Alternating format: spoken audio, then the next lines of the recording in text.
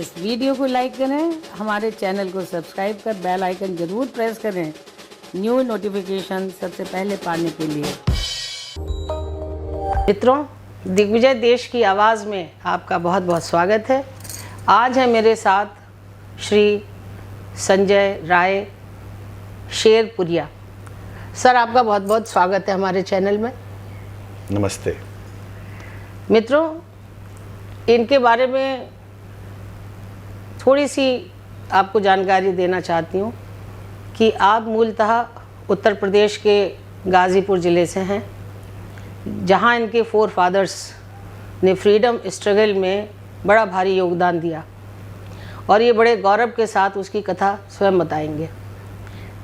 गाज़ीपुर से चले गए आसाम व्यापार के सिलसिले में, वहाँ की सांस्कृतिक विविधता, उत्तर प्रदेश की सांस्कृतिक विविधता को लेकर के फिर ये चले गए गुजरात और एक लंबे कई दशकों से वहाँ पर कई तरह के बिज़नेस में इन्होंने अपने कार्य किए और आज वहाँ के एक सशक्त, मजबूत और एक अच्छी छवि वाली इंडस्ट्री के ये लोग मालिक हैं वहाँ पर, और हज़ारों लोगों को इन्होंने रोज़गार दिया है।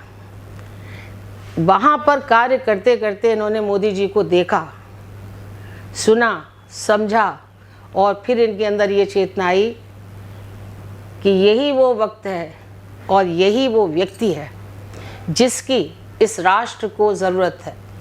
उनके मार्गदर्शन की, उनके विज़न की इस देश के युवाओं को सख्त ज़रूरत है। तो जब जब उन्होंने आह्वान किया, इनके मन में कुछ कुछ हुआ। लेकिन आप जानते हैं कि किसी भी चलते हुए काम को रोकना और अपनी शक्ति को, ऊर्जा को दूसरे काम में लगाने में थोड़ा समय लगता है। तो अंततः इन्होंने दिल की सुनी, अपना सब कारोबार इन्होंने अपने परिवार के लोगों को संभला दिया कि भाई आप इसे करो और मैं तो अब मोदी जी के आत्मनिर्भर और एक स्वच्छ सुंदर भारत की जो उनकी कल्पना है, मैं तो उस मिशन में लगूंगा। और इसलिए इन्होंने सबसे पहले चुनाव किया अपनी मातृभूमि का, गाज़ीपुर का। और तब से ये तरह तरह की नई चीज़ें, इनोवेटिव चीज़ें, क्योंकि जो हमारे देश की जो सबसे बड़ी समस्या है वो यही है कि हमारे यहाँ शिक्षा पूरी नहीं है, अशिक्षित लोग ज़्यादा हैं और जो हमारी खेती है, इंडस्ट्री है, उसमें नयापन का अभाव है, नई टेक्नोलॉजी का अभाव है। और गुजरात आप जानते हैं एक मॉडल सिटी है, मॉडल स्टेट है। तो वहाँ रहते हुए और देश विदेश की यात्राएं करते हुए उन्होंने जो चीज़ें वहाँ सीखी, अब ये वो समाज को बांटना चाहते हैं। मैंने इनसे बहुत बात की, इन्हें बहुत कुरेदा, बहुत घेरा कि इनकी कुछ राजनीतिक महत्वाकांक्षाएं हैं क्या, लेकिन ये मेरी पकड़ में नहीं आए, मेरा जाल खाली रहा। तो आइए अब बाकी बातें इनसे ही जानते हैं। संजय जी, ऐसी क्या प्रेरणा हुई कि आप एक लग्जूरियस लाइफ छोड़ करके, BMW छोड़ करके आप जो है धूल मिट्टी खाने गाजीपुर पहुंच गए? देखिए, हम एक किसान परिवार से आते हैं।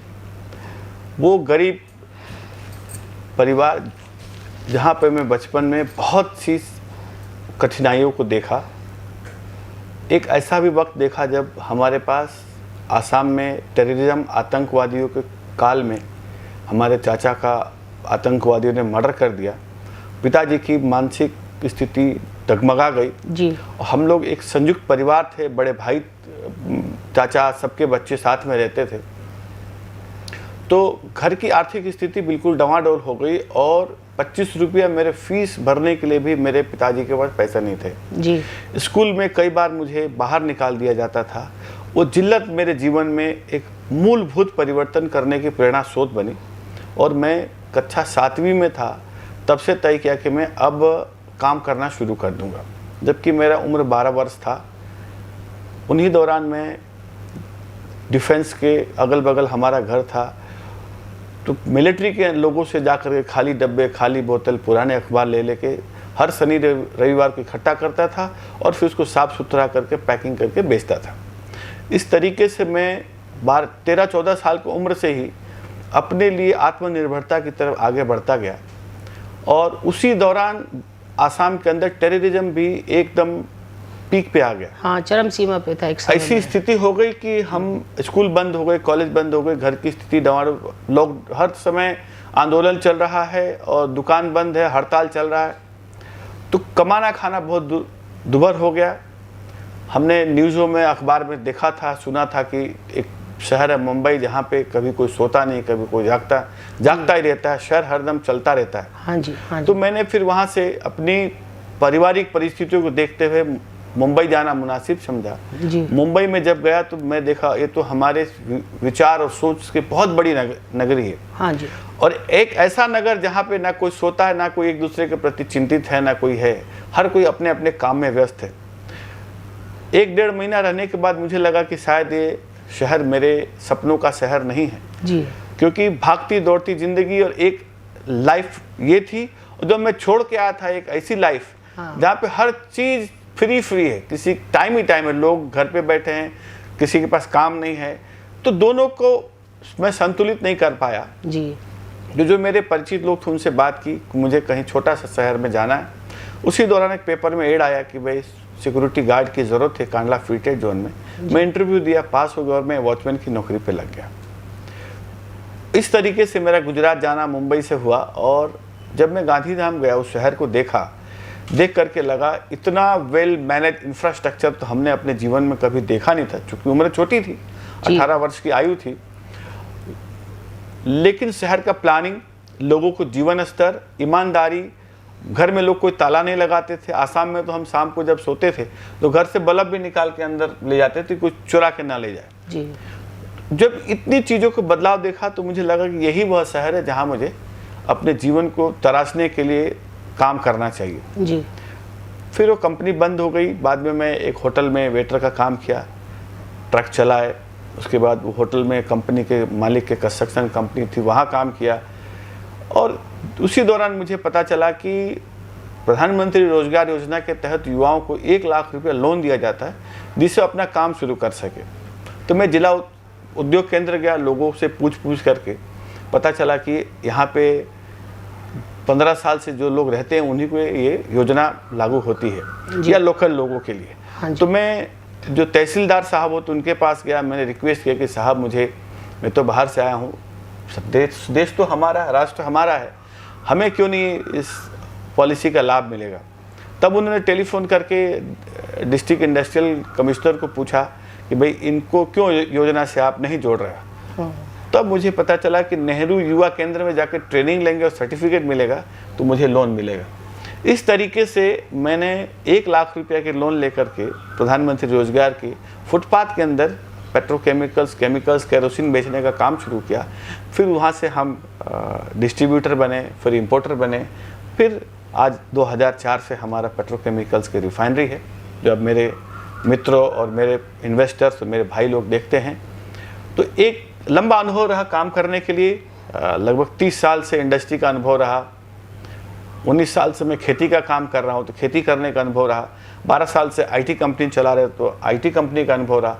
मिला जुला के 50 वर्ष की आयु, मेरे पास 62 साल के अनुभव है। मैं जब मेरे गांव गया तो बहुत सारे लोग कहते हैं जब आदमी सक्सेस हो जाता है तो बहुत से लोग पूछने वाले आ जाते हैं। जी। तो चूँकि हमारा सारा रिचुअल्स गांव में आज भी होता है, शादी है, विवाह है, मुंडन प्रक्रिया, जनेऊ है, सारा काम होने गांव में जाते हैं। तो समय समय पर हम भी गांव जाते रहे। जब भी गांव गए तो एक ही चीज़ समझ से निकल के आई कि बेरोजगारी, रोजगार दे दो, नौकरी दे दो। हमने प्रयास किए, कुछ लोगों को लेकर भी गए। लगभग 1200 के आसपास बच्चों को हमने गाजीपुर जिला से गुजरात लेके गए। 1200? हाँ, अपने कंपनी में बच्चों को लगाया, लेकिन उस समस्या का समाधान नहीं हुआ। जी। और मेरा जो छोटा बेटा है उसके मुंडन के लिए जब मैं गांव गया तो एक ब्राह्मण परिवार से आए और उन्होंने कहा मेरे बेटे को, पोते को नौकरी दे दो। तो मैं उस बच्चे से जब बात किया, और वो बीकॉम पढ़ा हुआ था, उस बच्चे को अपना नाम इंग्लिश में लिखने नहीं आता था। तो मैं उनको बहुत डांट फटकार दिया कि अपना रिज्यूम बनाने नहीं आता है, आप अपना नाम ठीक से नहीं लिख सकते, तो आप क्या काम करोगे, हटो, जाओ इधर, भागो। और वो जो दिन था मेरे जीवन का, एक टर्न देने वाला जीवन था, जहाँ से मैं एक एंटरप्रेन्योर से सोशल एंटरप्रेन्योर का सपना देखना शुरू किया। उस बुजुर्ग व्यक्ति ने, सम्मानित व्यक्ति ने, गांव में तो पगड़ी बहुत बड़ी मान होता है। हाँ, बहुत बड़ी, बहुत उन्होंने पगड़ी को उतार के मेरे चरणों में रख दी, मेरे पैरों पे रख दी और गिड़गिड़ाने लगे। उस जो पल था मेरे जीवन को इतना झकझोर दिया कि क्या हमारे बाप दादा ने ऐसी राष्ट्र की परिकल्पना की थी, क्या हमारे परिवार के लोग जो शहीद हुए इसी की परिकल्पना की थी कि आज हमें जीवन जीने के लिए जद्दोजहद करना पड़ेगा। हम लोगों ने वहाँ से तय किया कि अब जीवन के लिए कुछ करना है। मैं अपने परिवार में जाके बात की, लेकिन किसी ने माना नहीं, क्योंकि कंपनी के ऊपर बैंक का बहुत ज़्यादा कर्जा था और उसी दौरान कंपनी घाटे में भी चल रही थी। तो ये तय हुआ कि पहले बैंकों का कर्जा चुकाओ, फिर जो करना काम करो। मैंने अपने बोर्ड से कहा कि मुझे 100 करोड़ रुपए दे दो, मैं जाके अपने गांव में कुछ उद्यमिता का काम करना चाहूँगा, और निरंतर प्रयास कर रहे हैं। परंतु वो बात टिकी नहीं और कंपनी लॉस में थी, तो मुझे कंपनी को बेच करके बैंकों का पैसा चुकाना पड़ा और मैं फिर इस सामाजिक उद्यमिता की यहाँ से शुरुआत की। नहीं, तो आपने जिस बात ने आपके मन को झकझोरा कि भाई एक बुजुर्ग ने पगड़ी रख दी आपकी पैरों में, तो उस समय जो आपके मन में जो बात आई वो क्या आई कि मैं ऐसा क्या करूं कि जो करोड़ों लोग यहाँ बेरोज़गार हैं वो जीविका अपनी अर्जित कर सकें। तो इसके लिए आपके मन में क्या आया कि मैं क्या करूं, कैसे इनको रास्ता दूं? मैंने पहले कहा कि 62 वर्ष का अनुभव है। उस अनुभव में कूट कूट के व्यापार भरा हुआ है जी। और महात्मा गांधी जी ने आज़ादी के समय देश के लिए एक सपना देखा था कि गांव जब तक मजबूत नहीं होगा, देश मजबूत नहीं होगा। तो उन्हीं के सपनों को लेकर के मैं आगे बढ़ना शुरू किया और गांव की अर्थव्यवस्था को गांव में कैसे मजबूत की जाए उस पर मैंने काम शुरू किया। और इसीलिए हमारा एक नया उद्यमिता का आगे बढ़ा, हमने नाम दिया सोशल एंटरप्राइजिंग, सामाजिक उद्यमिता। उसी के तत्वाधान में यूथ रूरल एंटरप्रेन्योर फाउंडेशन का जन्म हुआ। मैंने जो गाजीपुर के युवा थे जो अमेरिका में, इंग्लैंड में, दुबई में, सिंगापुर में काम करते थे, उनको संपर्क किया, उनको ऑनबोर्ड किया ला करके, क्योंकि जो लोग बाहर चले गए उन्हीं का दायित्व है बदलाव की।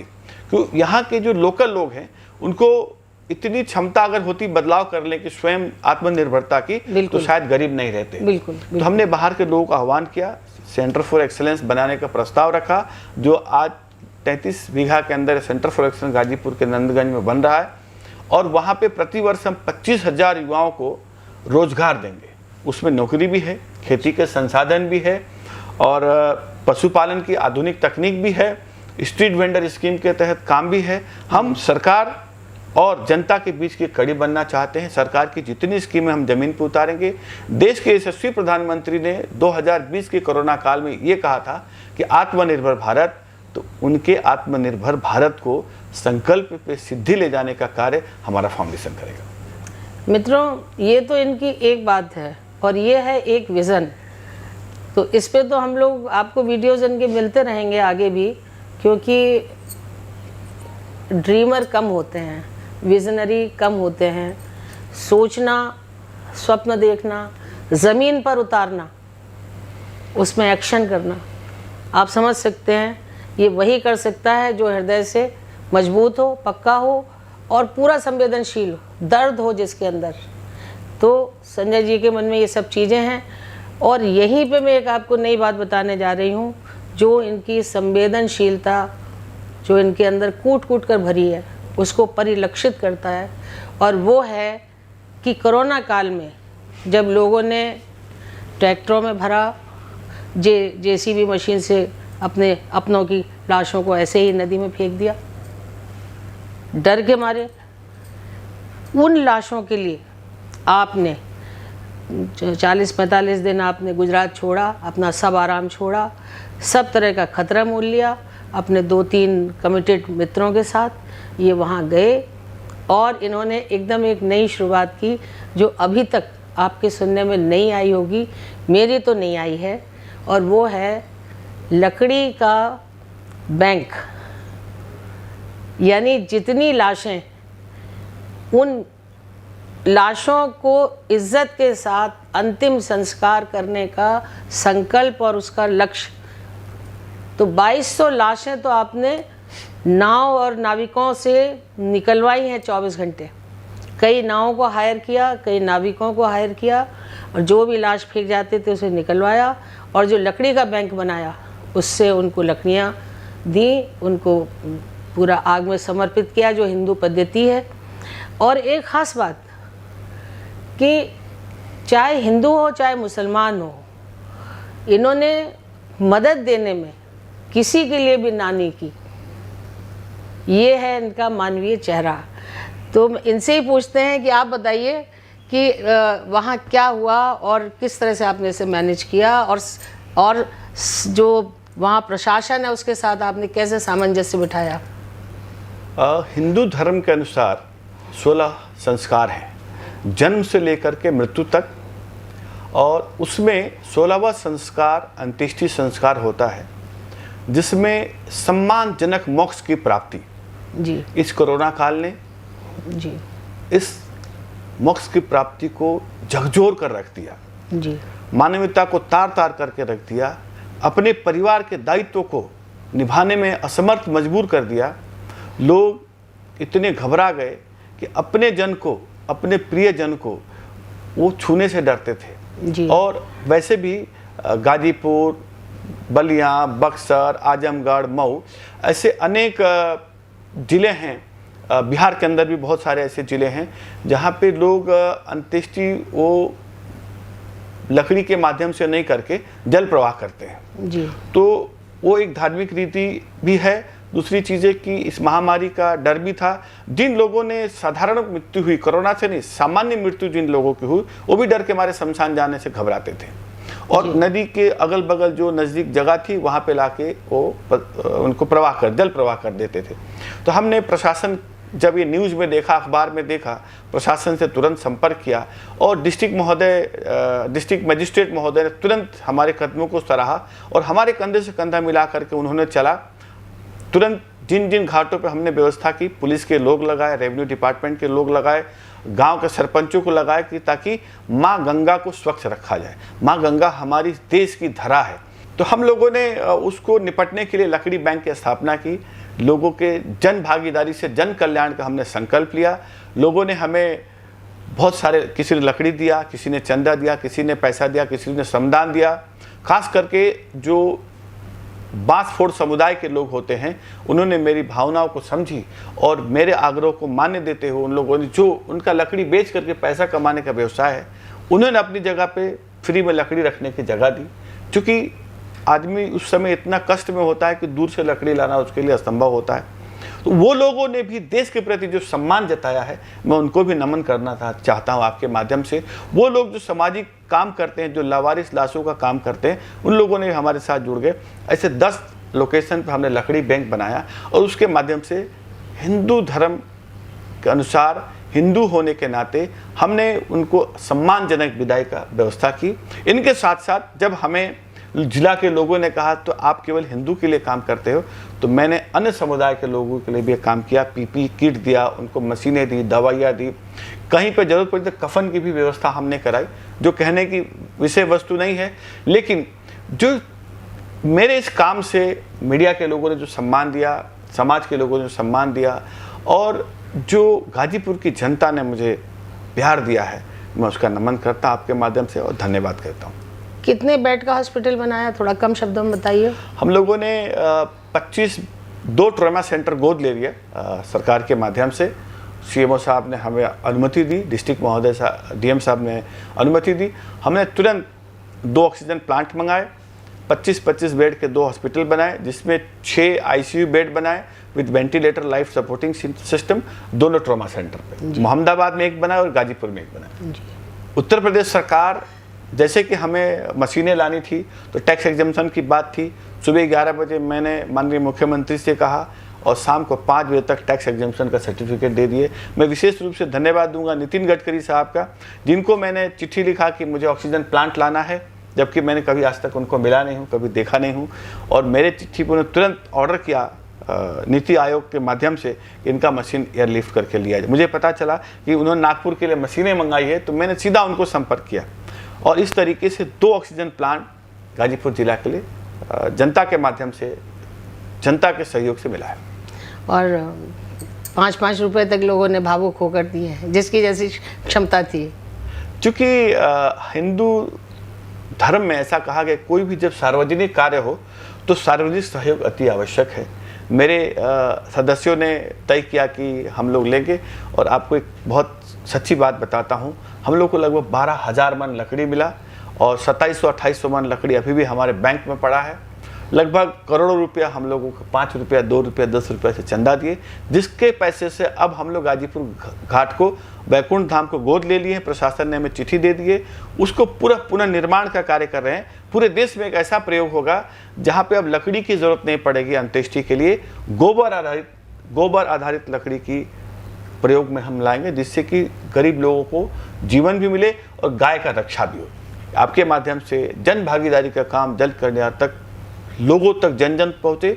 मैं एक देश के आम लोगों से कहना चाहूँगा कि जब भी देश पे विपत्ति आए, समस्या आए, महामारी आए या कोई विपत्ति खड़ी हो जाती है, उस समय हमें शासन से, प्रशासन से, देश के शासक लोगों से अपेक्षा करने के साथ साथ हमें भी अपनी सहभागिता उसके अंदर देना चाहिए।